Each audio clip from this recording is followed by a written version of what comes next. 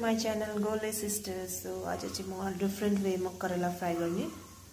So हेर्नु होला किनकि करेला तितो हुन्छ अनि कति खानु डाइरेक्ट ड्राई फ्राई नि हामी यसलाई म डिफरेंट वे मा पकाउँछु। यस्तो गरेर काटिदियो दुईटा गरेर लिएर किनकि म यसलाई हल्का यसलाई उयो गर्छु बोइल किनकि बोइल गरेर यसको तितो जान्छ त्यही कारणले।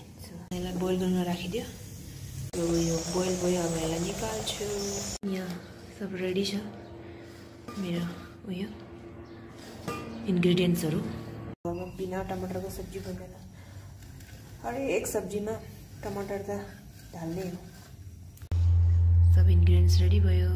र बनायो भने चाहिँ तितो कम हुन्छ त्यही कारणले मैले यस्तो गरेको।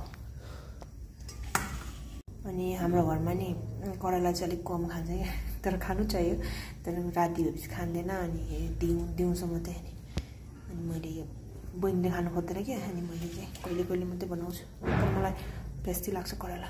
कराई गरम भइसक्यो।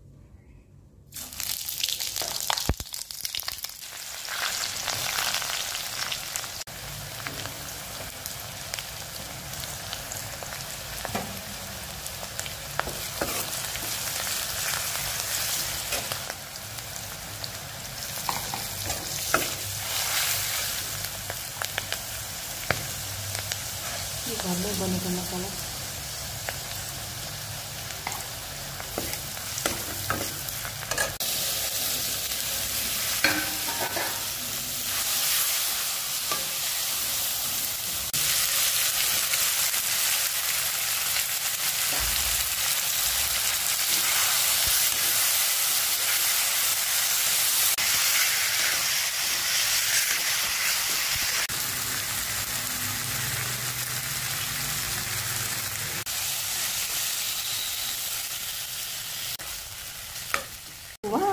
पाक्यो मेरो सब्जी।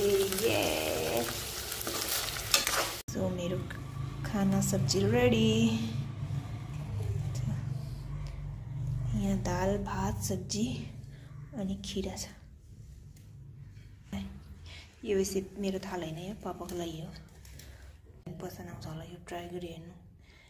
यो चाहिँ करेला।